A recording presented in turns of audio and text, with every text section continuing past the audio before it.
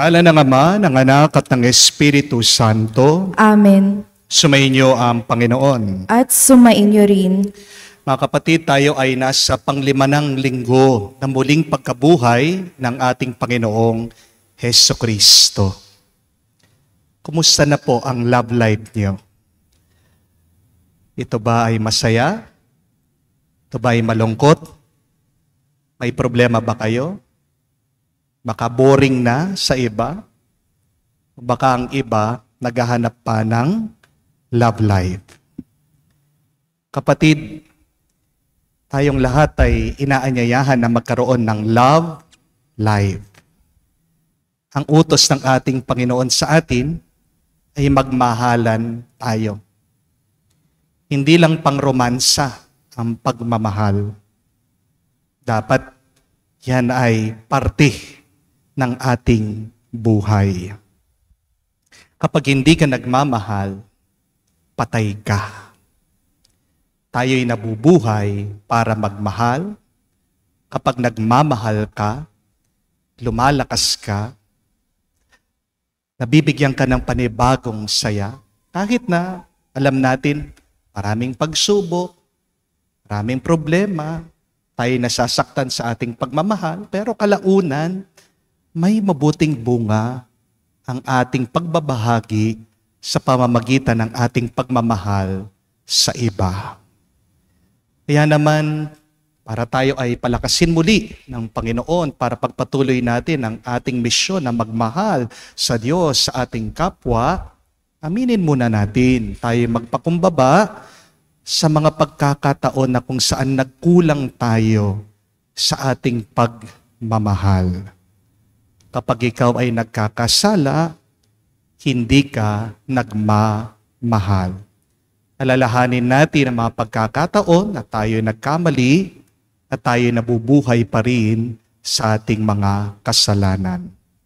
Aminin natin ito sa Diyos para tayo ay makitang karapat-dapat makatanggap sa mga banal na misteryo. Inaamin ko Sa makapangyarihang Diyos at sa inyo mga kapatid, na lubha akong nagkasala sa isip, sa salita, sa gawa, at sa aking pagkukulang.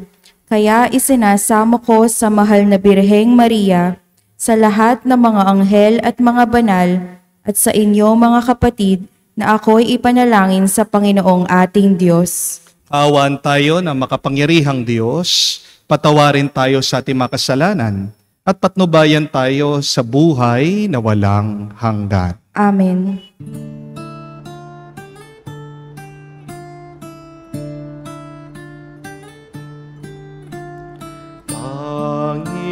Panginoon, maawa ka. Panginoon, maawa ka.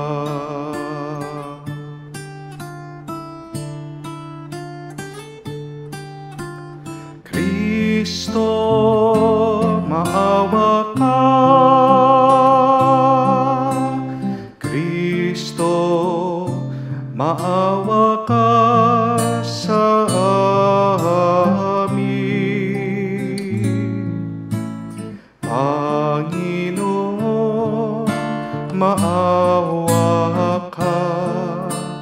Panginoon, maawa ka. Gloria in excelsis Deo.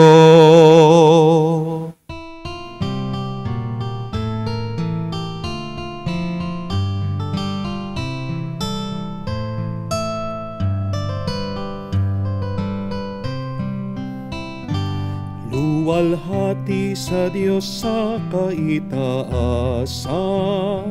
kaloob sa lupa ay kapayapaan. Pinupuri ka at ipinangdarangal, sinasamba ka dahil sa dakila mong kalwalhatian. Panginoon naming Diyos, Hari ng langit, Amang makapangyarihan, Panginoong Jesucristo, buktong na anak ng Diyos, Kordero ng Ama. Ikaw na nag-aalis ng mga kasalanan ng sanlibutan. Tanggapin mo ang aming kahilingan, ikaw na naluluklok sa kanan ng Ama. Maawa ka sa amin, ikaw lamang ang banal, Panginoong Jesucristo, kasama ng Espiritu, sa luwalhati ng Ama. Amen, amen, amen, amen.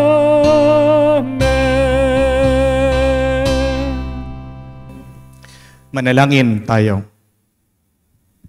Ama naming makapangyarihan, kami mga tinubos ay tunghayan mo ngayon sa iyong kagandahang loob, upang sa pagsampalataya sa anak mong si Kristo, makamtan ang kalayaan at pamana sa piling mo.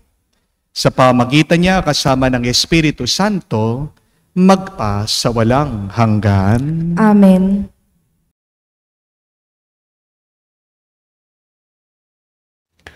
Pagbasa mula sa mga gawa ng mga apostol. Noong mga araw na iyon, nagbalik sina Pablo at Bernabe sa Listra, sa Iconio at sa Antioquia ng Pisidia. Pinatatag nila ang kalooban ng mga alagad at pinagpayuhan na manatiling tapat sa pananampalataya. Magdaranas muna tayo ng maraming kapighatian bago makapasok sa kaharian ng Diyos. Turo nila sa kanila. Sa bawat simbahan, humirang sila ng matatandang mamamahala at matapos manalangin at magayuno, ang mga ito'y itinagubilin nila sa Panginoon na kanilang pinanaligan. Tinahak nila ang Pisidia at nakarating ng Panfilia. Ipinangaral nila sa Perga ang salita ng Diyos. At pagkatapos ay bumaba sila sa Atalia. Mula roon, naglayag silang pabalik sa Antikia. Dito sila nagsimula ng gawaing ginanap nila matapos silang itagubilin sa pagkakalinga ng Diyos. Pagdating doon, tinapon nila ang mga kaanib ng simbahan at isinalaysay ang lahat ng ginawa ng Diyos sa pamamagitan nila. At kung paanong binuksan niya ang daan upang makapanampalataya ang mga hentil. Ang salita ng Diyos.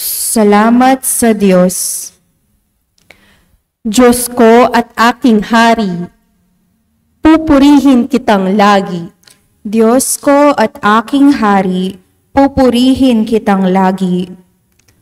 Ang Panginoong Diyos ay puspos ng pag-ibig at lipos ng habag. Banayad magalit, ang pag-ibig niya'y hindi kumukupas. Siya ay mabuti at kahit kanino'y hindi nagtatangi. Sa kanyang nilikha, ang pagtingin niya ay mamamalagi. Diyos ko at aking hari, pupurihin kitang lagi.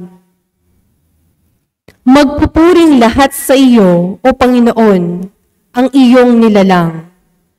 Lahat mong nilikha ay pupurihin ka't pasasalamatan. Babanggitin nilang tunay na dakila ang iyong kaharian. At ibabalitang tunay kang dakila't makapangyarihan. Diyos ko at aking hari, pupurihin kitang lagi. Dakila mong gaway upang matalastas lahat ng tao. Mababatid nila ang kadakilaan ng paghahari mo. Ang paghahari mo'y sadyang walang hanggan, hindi magbabago. Diyos ko at aking hari, pupurihin kitang lagi. Pagbasa mula sa aklat ng pahayag. Akong si Juan ay nakakita ng isang bagong langit at isang bagong lupa. Wala na ang dating langit at lupa. Wala na rin ang dagat. At nakita ko ang banal na lungsod, ang bagong Jerusalem, bumababang galing sa langit, buhat sa Diyos. Gaya ng babaeng ikakasal, gayak na gayak sa pagsalubong sa lalaking mapapangasawa niya. Narinig ko ang isang malakas na tinig mula sa trono. Ngayon, ang tahanan ng Diyos ay nasa piling na ng mga tao. Mananahan siyang kasama nila at sila'y magiging bayan niya. Makakapiling nila ng palagian ng Diyos at siya ang magiging Diyos nila. At papahirin nila ang kanilang mga luha. Wala ng kamatayan, dalamhati, pag-iyak at sakit, sapagkat lumipas na ang dating mga bagay. Pagkatapos ay sinabi ng nakaupo sa trono, ngayon, binabago ko ang lahat ng bagay. Ang salita ng Diyos. Salamat sa Diyos.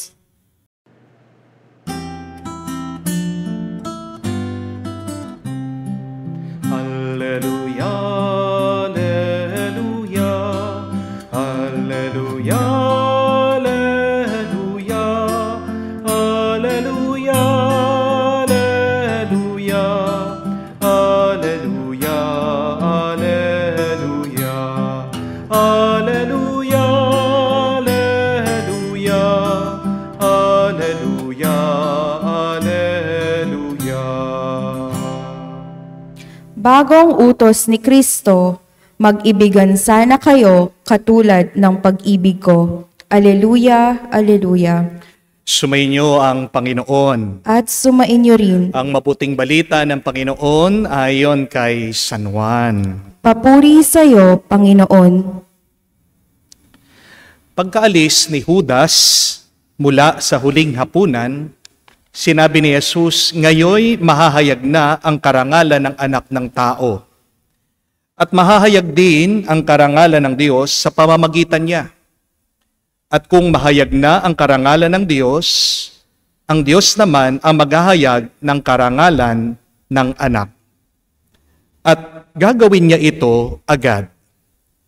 Mga anak, kaunting panahon na lamang niyo ako makakasama.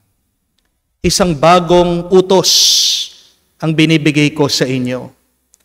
Mag-ibigan kayo.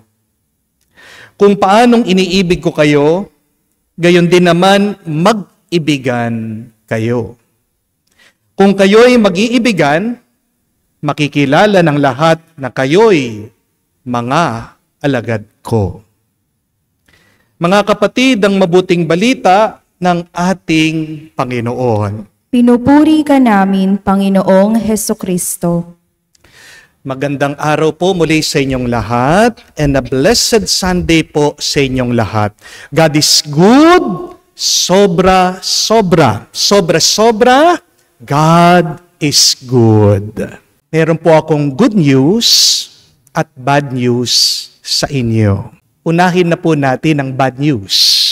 Ito na po ang huling misa ko dito sa parokya. This is our last Sunday Mass here in this parish. Sa susunod pong linggo, magbabago na po ang setting natin. Hindi na po ako dito sa Our Lady of the Holy Rosary. Lilipat na po ako doon sa parokya ni San Jose. Dito po sa bayan, City of San Fernando. Pampanga pa rin po. But the good news is, tuloy pa rin naman po ang ating misa. Ako po ay nagpapasalamat sa mga walang sawang sumusuporta po at inaasahan ko pa rin po ang inyong suporta dahil sa ating lilipatan, mas marami pa po tayong kailangan tulungang mahihirap. Kaya nga po, sa inyong generosity, I pray that the Lord would continue to bless you. Sana po, isama niyo ako sa inyong mga dasal, habang ako naman palagi ko kayong pinagdarasal dito sa ating online Mass. Sa akin po mga parishioner dito, maraming salamat po sa 6 na taon ng pag-aalaga sa akin. Ako po ay tumaba. Ako po ay hindi napabayaan. At makakaasa din po kayo na kapag ako ay nagmimisa, kasama din kayo sa aking panalangin. Thank you very much po sa inyong lahat. Kapag daw nagmamahal ka dahil sa itsura o pananamit ng isang tao, ang tawag daw dyan ay attraction. Kapag naman nagmamahal ka dahil sa kinis ng balat, dahil sa korte ng katawan, ang tawag daw po dyan ay desire o pagnanasa. Kapag naman nagmamahal ka dahil po sa galing o talino ng isang tao, ang tawag naman po dyan ay paghanga or admiration. Pero kapag nagmahal ka na walang dahilan, ano po ang tawag dyan? Kabaliwan? Hindi po. Ang nagmamahal na walang dahilan, ang tawag dyan ay pag-ibig. Dahil ang tunay na umiibig, may sariling dahilan na minsan hindi mo maintindihan bakit siya umiibig. Hindi po ba? Napansin niyo po ba? Isa sa mga huling habilin ng ating Panginoon bago siya umalis at umakyat sa langit ay ito, mag-ibigan kayo. Jesus said that He left His disciples, His apostles, with a new commandment to love one another. Period. Wala pong sinabi ang ating Panginoon na mahalin nyo mga mababait sa inyo, mahalin nyo mga masisipag lang, mahalin nyo yung mga magaganda, yung mga gwapo. Ang nakakapagtaka pa nga dito sa turo ni Jesus, napansin nyo, sinabi niya ito pagkatapos umalis ni Judas. Ano ang gagawin ni Judas? Pagtataksilan siya. Pero kahit na alam ni Jesus na ipagkakanulo siya, tingnan niyo yung utos niya, magmahalan pa rin kayo. Kahit na merong taong sasaktan kayo, kahit na merong tao may gagawin na hindi tama sa inyo, kahit na yung mga nagkasala sa inyo, mga kaaway nyo, mahalin niyo. Utos ng pagmamahal ng ating Panginoon ay walang kondisyon. Kaya dapat mahalin natin ang lahat. Amen? The primary purpose of our life should be always to love. Kung ang layunin ng isang puno ay mamunga, kung ang layunin ng araw ay magbigay ng liwanag, kung ang layunin ng isang ilog ay magbigay ng tubig, ang layunin dapat ng isang Kristiyano ay magmahal. We live to love, and to love is to live.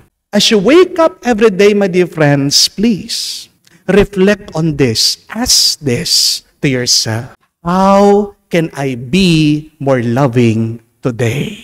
Bago mo isipin yung iluluto mo, bago mo isipin yung negosyo mo, bago mo isipin yung mga trabaho mo, gagawin mo, ang pinakamahalagang tanong at isipin, paano ba ako tunay na makakapagmahal? Dahil kung mamahalin natin ang lahat, sabi ni Jesus, makikilala daw tayo na alagad niya. Alam niyo po ba, meron 2 dahilan bakit meron pa ring tao sa mundo ang hindi Katoliko? Ang dami na pong mga Katoliko, hindi po ba? Ang layunin natin ay mabinyagan lahat sa ngalan ng Ama, ng Anak, ng Espiritu Santo. Pangarap po natin na maipakalat ang ating pananampalatayang bilang isang Katoliko. Pero meron pa ring dahilan bakit meron mga tao hindi nagiging Katoliko. There are 2 reasons why some people have not yet become a Catholic. Ano po ang dahilan?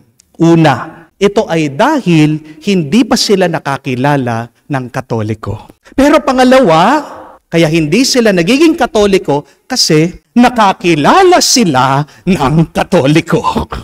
Anong ibig sabihin? Kung totoo ang pagmamahal ng isang Katoliko, may mahihikayat siya sa pananampalatayang Katoliko. Di po ba? Pero merong mga ayaw magkatoliko kasi may naranasan silang isang Katoliko na buwisit, na bugnot, Katoliko, Kristiyano, pero napakalayo ng kanilang ugali kay Kristo. Mag-ingat po kayo mga kapatid. Kung Katoliko ka, Kristiyano ka, pero hindi ka tunay na nagmamahal, hipokrito ka. Fake ka. Poser ka. Amen? Bakit kung sino pa minsan ang kapangalan ni Kristo, sila yung mga hindi kamuka ni Kristo. Amen? My dear friends, the most effective tool to evangelize, to convert other people to Christ is our ability to love. Hindi po natin kailangan maraming salita. Opo, mahalaga, alam niyo ang salita ng Diyos. Pero kung hindi mo naman sinasabuhay ang salita ng Diyos, ang kagustuhan ng Panginoon sa pamamagitan ng iyong pagmamahal, walang kwenta, wala yang bunga. Di po ba?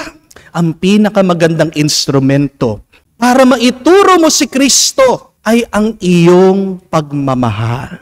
If you truly love like Christ, you can convert somebody. You can help somebody to be close to God today. Ano po ang muka ng pagmamahal? Napakaganda po ng larawan ni San Agustin. Turo niya, ito ang muka ng pagmamahal dapat ng isang Katoliko, ng isang Kristiyano. Ang muka ng tunay na pagmamahal ay meron daw mga kamay na handang tumulong sa iba. Ito daw po ay meron mga paa na nagmamadali para tumulong sa mga nahihirapan at sa mga nangangailangan. Ito daw po ay merong mata na hindi naguhusga. Ito din po ay merong tenga na naririnig ang lungkot ng iba. At napakaganda din po ng turo ng isang santo, si San Porfirio. Sabi niya, isang dahilan ng lungkot ng napakaraming tao ngayon ay dahil gusto nila silang unang mahalin. Many people are disappointed today because they seek to be loved first. Pero ang mas mahalaga, kahit na hindi ka mahal ng iba, ay yung mahal mo ang Diyos, si Kristo, at mahal mo ang ibang tao. Di po ba? And the irony of loving is this. We become full by emptying ourselves. Pansin niyo po, habang inuubos mo ang sarili mo sa pagmamahal, dun ka nadadagdagan, dun gumagaan ang buhay mo. Tingnan niyo po yung mga in love, di ba? Kapag inutusan ng asawa, sasabihin ng misis, love, labas mo naman ang basura. Yung mister, tuwang-tuwa, nakangiti. Oo, tatango. Oo, honey, sige, lalabas ko yung basura para sa'yo. Di po ba? Ganyan? Sasabihin ng misis, love, ikaw naman maglaba. Pagod ako. Makikita mo yung mister. Habang naglalaba, masaya, maaliwalas ang kanyang muka. Nung nga po minsan, bumibili po ako ng washing machine. Meron po ako nakasabay na mister. Narinig ko, tinatanong doon sa sales lady, panglalaki ba yung washing machine? Nagtataka yung sales lady. Opo, kahit sino naman po pwedeng gumamit dyan. Ay hindi, tinatanong ko lang kasi ako yung palagi naglalaba sa amin eh. Sabi niya. Kahit na mahirap ang naglalaba, hindi po ba? Kapag nagmamahal ka, nagiging magaan. Amen? Kapag in love ang isang lalaki, tatanungin niya yung kanyang minamahal, yung misis niya, love, may pera ka pa? Di po ba? Kapag na mahal niya yung kanyang misis, siya mismo magtatanong, oh, wala ka ng pera? Oh, ito, pang grocery mo, pang shopping mo. Oh, mga misis, tanong ko po, tinatanong pa ba kayo na mga mister nyo? May pera pa ba kayo?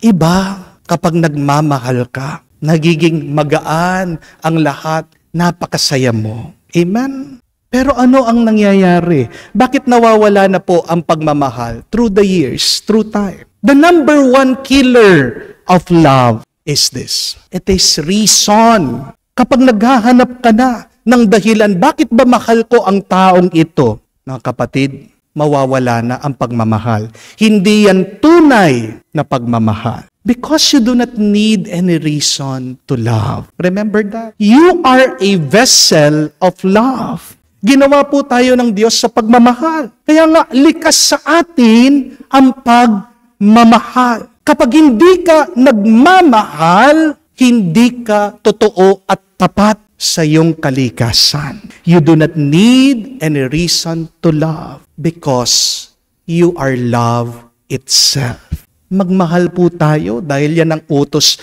ng Diyos. At ito po ang ating buhay. But secondly, true Christian love loves from the soul. Remember, my dear friends, when you love through your mind, that is just temporary. When you love from your heart, that is a lifetime. But when you love from your soul, that is for eternity. Ganda po, no? Marami po kasi sa atin itong problema. Ang kanilang pagmamahal nanggagaling lang sa kanilang nararamdaman. But please, my dear friends, avoid loving from your feelings. Love people from your soul, not from your mood. Hindi sinabi ni Jesus sa atin na magmahal ka pag masaya ka lang, magmahal ka pag payapa ka, magmahal ka pag hindi ka nag-aalala. Ang sinabi ng ating Panginoon sa atin, magmahal ka, period. Pagod ka man, nagsasawa ka man, suko ka na, huwag kang titigil na magmahal. Dahil kung magmamahal ka lang, kapatid, magbabago ang lahat, gaganda ang lahat.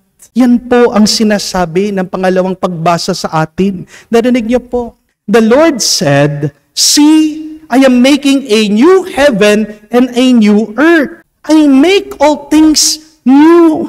Yan ang nagagawa ng pagmamahal. Binabago ang lahat, pinapaganda ang lahat. Kaya nga pansinin niyo ang lalaki, pag nagmamahal, di ba, napaka-porma. Pag ang babae, nagmamahal, aba, blooming siya. Kapag mahal mo ang bahay mo, aayusin mo yan, lilinisin mo yan. Tingnan nyo nga po, yung mga katabi nyo, maganda ba yan? Gwapo ba yan? Pag pumapangit na, anong ibig sabihin? Kulang sa pagmamahal. Amen? Sabihan nyo naman yung katabi nyo, love yourself. Bago tayo magmahal sa iba, dapat sa atin muna, hindi po ba? Paano mo papagandahin ang buhay ng iba? Paano mo aayusin ang buhay ng iba? Kung ikaw mismo, hindi maganda, hindi maayos ang buhay mo. And you can only beautify and create order in the lives of others if you truly love. Amen? Love from your soul. And you will see everything will become new and beautiful. Amen? Lastly, to truly love means you do not delay your loving. Ang tunay pong nagmamahal, palaging nagmamahal ngayon, oras-oras. Hindi pinagpapabukas ang pagmamahal. Treat love, my dear friends, with an expiration date. Ang pagmamahal na pinagpaliban mo ay masisira at mawawala. Kaya nga po, nung minsan merong isang kwento tungkol po sa isang manok. Ito daw po ay tinuklaw ng ahas. Tumakbo yung manok dun sa mga ibang kasama niya at nagpapatulong kasi nilalagnat na, kumakalat na po yung kamandag sa katawan ng manok. Pero tinaboy daw siya, pinaalis siya ng mga kasama niyang ibang manok kasi natatakot sila, baka mahawa po sila doon sa sakit niya. Wala pong magawa. Ito pong manok na natuklaw. Kaya kahit na hirap po siya, umalis siya, lumayo siya. Nagdadasal daw po yung mga ibang manok, sana pumanaw na daw po siya para hindi na siya mahirapan. Dumating po yung umaga, meron daw pong isang maliit na ibon, isang maya, pumunta dun sa mga ibang manok, binabalita, sabi, buhay yung kapatid niyo. Nandun siya sa kuweba, nagpapatulong siya, naputulan lang siya ng paa. Sino sa inyo ang pupunta para tulungan siya, para pakainin siya? Alam niyo po, ang dami daw, mga iba't ibang dahilan nitong mga manok. Sabi nung isa, nangingitlog daw siya. Sabi nung isa, naghahanap daw siya ng pagkain. Sabi nung isa, nag-aalaga daw siya ng mga sisiw niya. Wala pong gustong pumunta doon sa manok na natuklaw ng ahas. Kaya po, lumipad daw po yung ibon, iniwan sila. Pagkatapos po ng isang linggo, bumalik muli itong maya, itong ibon. at binabalita, namatay na yung kapatid niyo. Sino sa inyo ang gustong pumunta para ilibing siya? Nakonsensya daw. Ito pong mga manok, para daw pong isang kamandag, pumasok sa puso nila ang lungkot. Kaya naman po, lahat sila umalis. Yung mga nangingitlog, huminto muna pong mangitlog. Yung po mga naghahanap ng pagkain, tumigil muna po sa paghanap ng pagkain. Yung mga nag-aalaga ng anak, hindi muna po nag-alaga ng kanilang mga sisiw. Pero pagkadating daw po nila dun sa kuweba, kung nasaan daw po dapat itong natuklaw na manok, wala daw po siya doon. Wala silang nakita. Ang nakita lang po nila, isang kapirasong papel, may sulat. Alam niyo po kung anong nakakabit. Sabi, kapag buhay ang mahal mo, hindi mo man magawang tumawid ng daan para sa kanya. Pero kapag namatay ang minamahal mo, kahit nasa ibang dako ka ng mundo, maglalakbay ka para lang ilibing siya. Yan ang malungkot na katotohanan madalas. Minsan, meron tayong mga ibang kapatid na OFW, naka-abroad sila, hindi man nila mauwian yung kanilang mga magulang na matatanda, na may sakit, palagi silang may dahilan, busy sila. O minsan, pag uuwi dito sa Pilipinas, sisilipin lang, titignan. Pero ang malungkot, mas marami pa silang oras at panahon sa paglalakwatsa pag nandito na sila sa Pilipinas. Mas mahaba yung panahon nila, 1 week sila sa mga beach, nandun sila sa Boracay. Pero pagpatay na yung kanilang mga magulang, di ba? Kahit na marami silang ginagawa, maglilib sila, uuwi sila dito, agad silang bibili ng ticket. Alam niyo po kung ano yung nakakatawa? Kapag magsasalita na yan sa harap ng kabaong, mag-eulogy sila. Aba, akala mo sila yung nag-alaga doon sa matanda. Hindi po ba? Sinong pinakamasakit na umiyak sa libing? Pansinin niyo po. Sila po yung mga hindi nag-alaga doon sa matanda. Sila yung mga nagbaliwala sa kanilang mga magulang. Bakit napakasakit ng kanilang pag-iyak, ng kanilang hagulgol? Bakit punong-puno ng luha ang kanilang mga mata, naghahalo na kasama ang kanilang mga sipon? Bakit? Bakit ang sakit nila ng kanilang pagdadalamhati? Kasi yan po yung iyak ng pagsisisi. Those are tears of regret and remorse. Mga kapatid, huwag niyo pong hihintayin na mawala o mamatay ang isang tao bago mo siya mahalin. Please do not delay your loving. Please, love now and always. Amen? Magmahal ka ngayon habang may oras pa. Dahil wala tayong ibang dadalhin sa langit kung hindi ang ating mga alaala sa mga panahon na tayo'y nagmamahal. Hindi na po bago ang utos ni Jesus sa atin. Pero napakarami pa rin sa atin ang nagkukulang, hindi nagagawa ang kanyang utos na magmahal. Harinawa, matandaan po natin ito, na ang tunay na pagmamahal ng isang Kristiyano ay walang dahilan. Tuwa sana natin ang umibig sa lahat ng tao, sino man sila. Amen? Kapatid, magmahal ka galing sa iyong kaluluwa. Harinawa, wag mo din ipagpaliban ang iyong pagmamahal. Baka maubos ang buhay mo at magsisi ka. Magdasal po tayo mga kapatid, magpatulong po tayo sa ating muling nabuhay na Jesus. Sana wag tayong magsawang magmahal. Dahil ang tunay na nagmamahal ay kamuka ni Jesus. At ang sino mang kamuka ni Jesus, pagdating ng araw ay magiging karapat-dapat na makapasok sa kaharian ng Diyos doon sa magpa sa walang hanggan. Amen. Sumasampalataya ako Sa Diyos, amang makapangyarihan sa lahat na may gawa ng langit at lupa.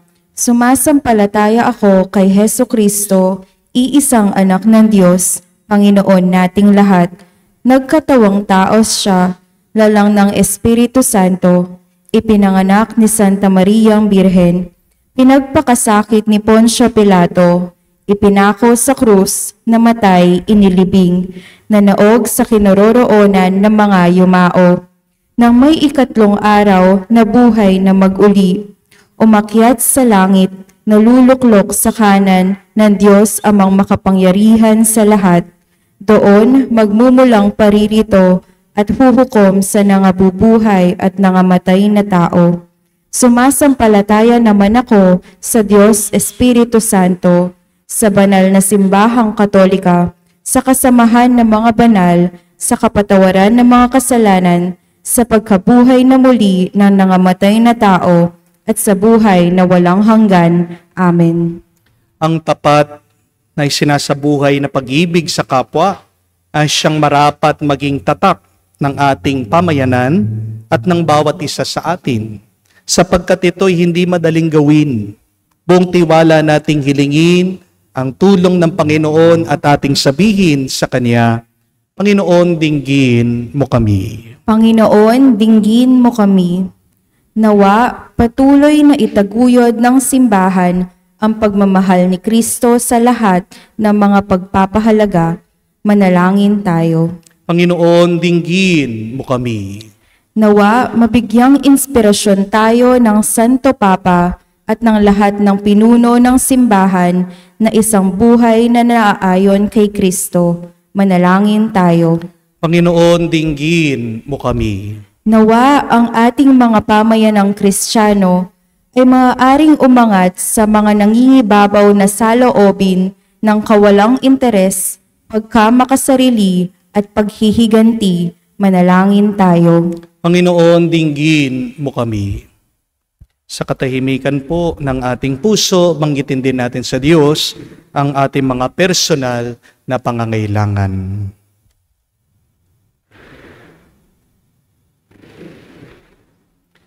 Panginoong Jesucristo, gawin mo kaming mawain, bukas palad at mapagpatawad. Sa gayon tumulad sa iyong sinilang na buhay at namatay dahil sa pag-ibig sa amin. At ngayon ay patuloy na nagmamahal at nagmamalasakit magpa kailanman. Amen.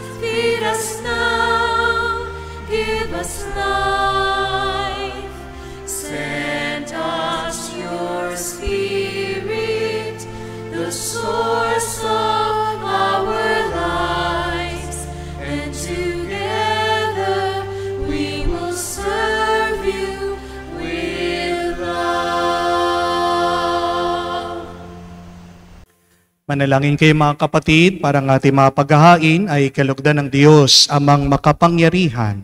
Tanggapin nawa ng Panginoon itong paghahain sa iyong mga kamay, sa kapurihan niya at karangalan, sa ating kapakinabangan at sa buong sambayanan niyang banal. Ama naming lumikha, sa paghahain ng banal na pagpapalitan ng iyong mga kaloob at ng aming mga alay. Kami pinagsasalo mo sa iyong buhay na namumukod tangi at walang kapantay. Ipagkaloob mo ang aming pakikinabang sa iyong pakikisamang aming maasahan. Ay siya ring umiiral sa aming pamumuhay araw-araw. Sa pamamagitan ni Jesucristo kasama ng Espiritu Santo, magpa sa walang hanggan. Amen. Sumainyo ang Panginoon. At sumainyo rin. Itaas sa Diyos sa inyong mga puso at diwa. Itinaas na namin sa Panginoon. Pasalamatan natin ang Panginoong ating Diyos. Marapat na siya ay pasalamatan. Ama naming makapangyarihan, tunay nga marapat ikaw ang aming pasalamatan. Ngayon pinagdiriwang ang paghahain ng Mesiyas, ang maamong tupa na tumubos sa aming lahat. Ang katawan ng anak mo sa krus na bayubay ay handog ng pag-ibig na walang kapantay. Ito ang paghahaing ganap mong kinalugdan. Ito ang nilunggati ng dating pag-aalay. Ang buong sarili ng anak mong si Jesus ay inihain sa iyo upang kami matubos. Siyang dambana at paring naghahandog, siya pa rin ang tupang handog na binukod. Kaya kaisa na mga anghel nagsisiawit ng papuri sa iyo. Nang walang humpay sa kalangitan, kami nagbubunyi sa iyong kadakilaan.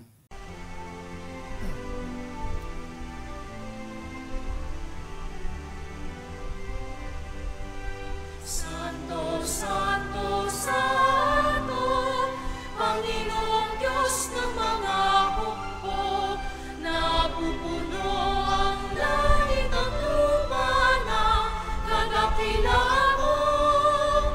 Hosana, Hosana, sa kaitaasan, pinagpala ang naparirito sa ngalan ng Panginoon. Hosana, Hosana, sa kaitaasan. Hosana, Hosana, sa kaitaasan. Ama naming banal, ikaw ang bukal ng tanang kabanalan. Kaya't sa pamagitan ng iyong Espiritu, gawin mong banal ang mga kaloob na ito, upang para sa amin, maging katawan at dugo ng aming Panginoong Jesucristo. Bago niya pinagtiis ang kusang loob na maging handog, hinawakan niyang tinapay, pinasalamatan kanya. Pinaghati-hati niya iyon, inabot sa kanya malagad at sinabi, "Tanggapin ninyong lahat ito at kanin. Itong aking katawan na ihahandog para sa inyo."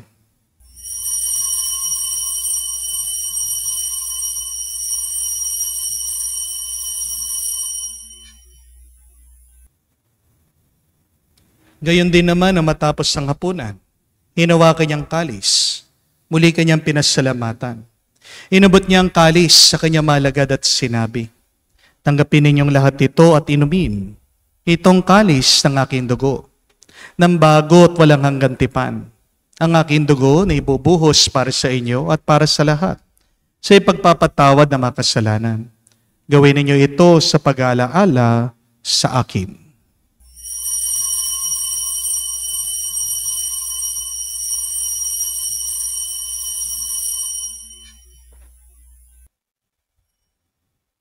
Ang misteryo ng pananampalataya.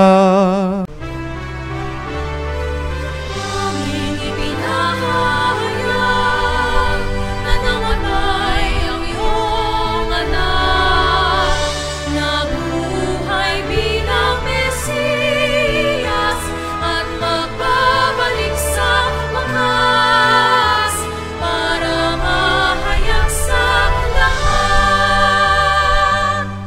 Ama, ginagawa namin ngayon ang pag-alaala sa pagkamatay muling pagkabuhay ng iyong anak. Kaya tinialay namin sa iyong tinapay nagbibigay buhay at ang kalis na nagkakaloob ng kaligtasan. Kami nagpapasalamat dahil kami yung minarapat na tumayo sa harap mo para maglingkod sa iyo. Sinasamo namin kami magsalo-salo sa katawan at dugo ni Kristo ay mabuklod sa pagkakaisa sa pamamagitan ng Espiritu Santo. Ama, Lingapin mo ang iyong simbahan, laganap sa buong digdig. Puspusin mo kami sa pag-ibig. Kaisa ni Leo, ang aming Santo Papa, si Florentino, aming Arsobispo at ng Tanang Kaparian. Alalahanin mo rin ang aming mga kapatid na nahimlay, may pag-asang sila'y muling mabubuhay. Gayon din naman lahat ng mga pumanaw. Kawan mo't sila't patuloyin sa iyong kaliwanagan. Kawan mo't pagindapating kaming lahat na makasalo sa iyong buhay na walang wakas. Kaisa na mahal na Birhen Maria, Ina ng Diyos. Kaisa ni San Jose, ang kanyang malwalhating esposo. Kaisa na mga apostol, lahat ng mga banal, na namuhay dito sa daigdig na kalugod-lugod sa iyo, may pagdiwang naman namin ang pagpupuri sa kararangal mo. Sa pamagitan ng iyong anak, aming Panginoong Heso Kristo.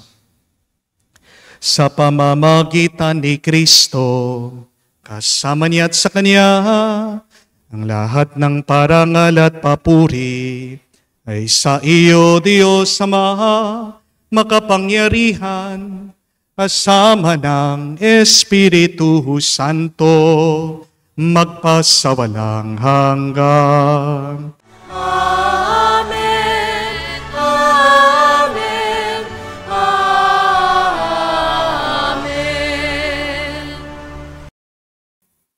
Sa nakakagaling na utos sa turo ni Jesus sa Panginoon natin na Diyos, ipahayag natin ng lakas, loob.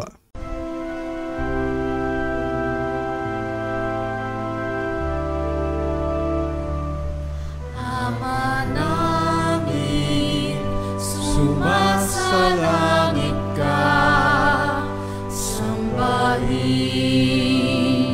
ang ngalan mo, mapasa amin ang kaharian mo, sundin ang loob mo dito sa lupa, para nang sa langit. Bigyan mo kami ngayon ng aming kakanin sa araw-araw, at patawarin mo kami sa aming mga sala, para ng pagpapatawad namin sa nagkakasala sa amin. At huwag mo kaming ipahintulot sa tukso, at iadya mo kami sa lahat ng masama. Inihiling namin kami, Diyos, sa lahat na masama, pagkalooban ng kapayapaan araw-araw, ligtas sa kasalanan, ilayo sa lahat ng kapahamakan, samantalang aming pinanabikan ang dakilang araw ng pagpapahayag ng tagapagligtas naming si Hesu Kristo. Sapagkat iyo ang kaharian at ang kapangyarihan at ang kapurihan magpakailanman. Amen. Panginoong Hesu Kristo, sinabi mo sa mga apostol, kapayapaan ang iniiwan ko sa inyo. Ang aking kapayapaan binibigay ko sa inyo. Tunghayan mo ang aming pananampalataya at huwag ang aming pagkakasala. Pagkalooban mo kami ng kapayapaan at pagkakaisa ayon sa iyong kalooban, kasama ng Espiritu Santo, magpa sa walang hanggan. Amen. Kapayapaan ng Panginoon ay laging sumainyo. At sumainyo rin. Magbigayan po tayo ng kapayapaan sa bawat isa. Pisidyo po, kapayapaan po sa inyong lahat.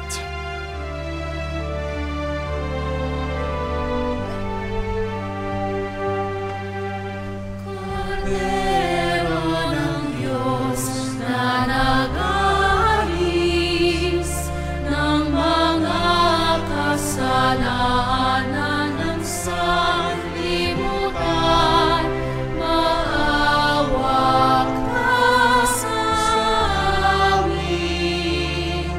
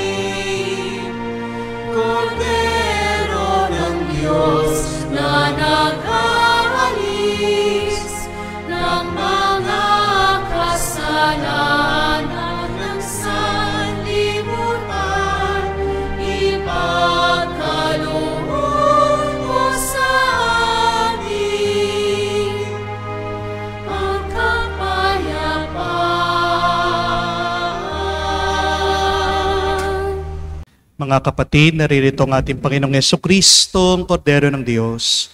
Siya nag-aalis sa mga kasalanan ng sanlibutan.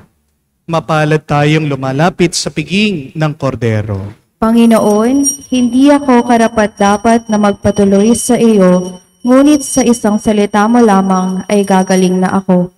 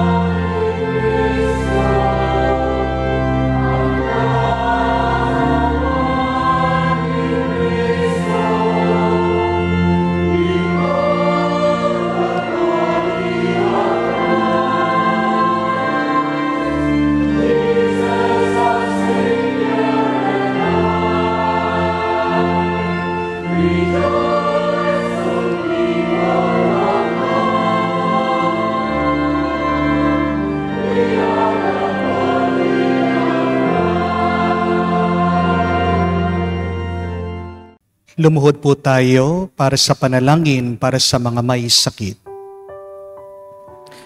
Panginoong Yesus, lumalapit po kami sa iyo ngayon upang idulog ang kagalingan ng mga may sakit.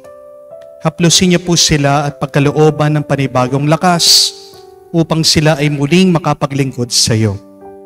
Patawarin niyo po sana sila sa kanilang mga kasalanan at pagkalooban din ng kagalingang pangkaluluwa. Sa katahimikan po ng ating puso, banggitin po natin sa Diyos ang ating mga personal na pinagdarasal, mga kapatid nating humihingi ng mabilis na kagalingan.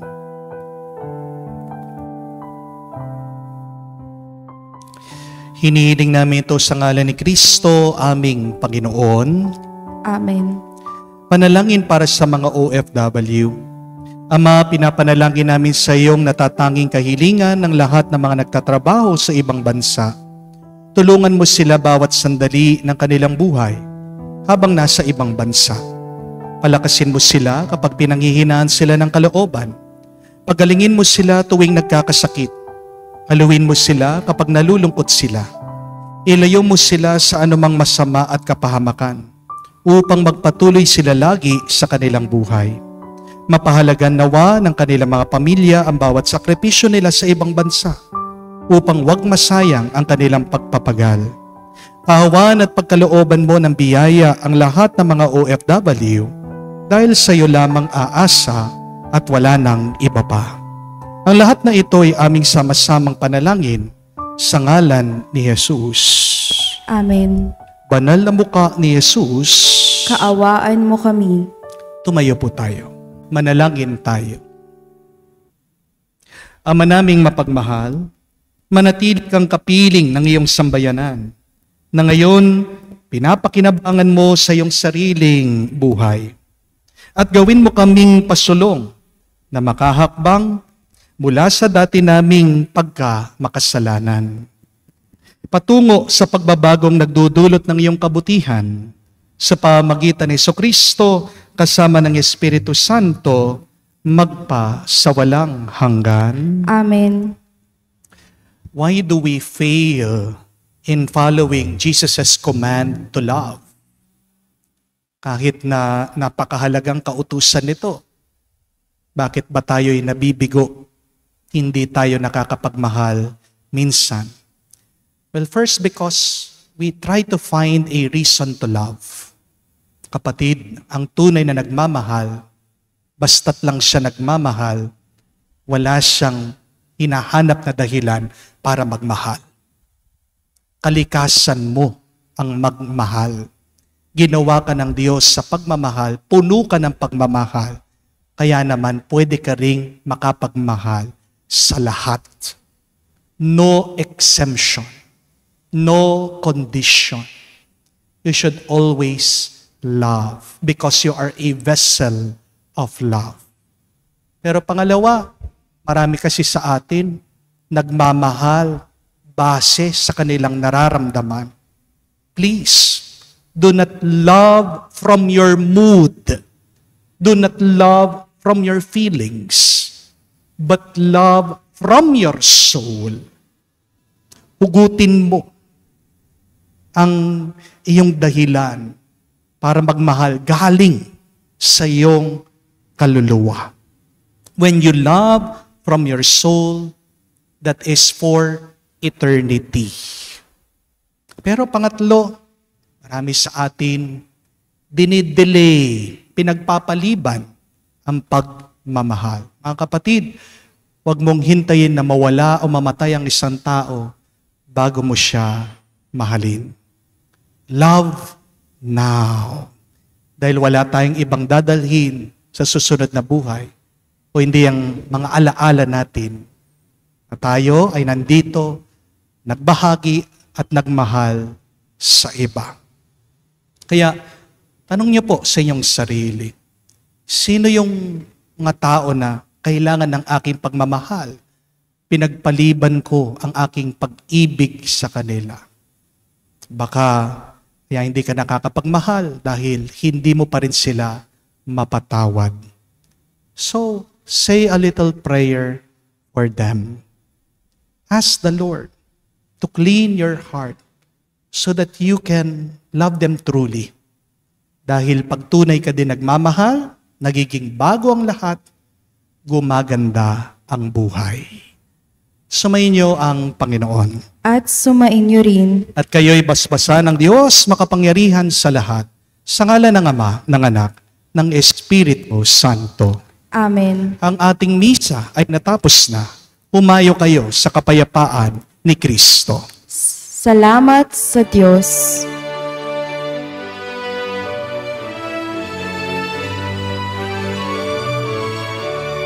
Si Jesus ngayon nabuhay,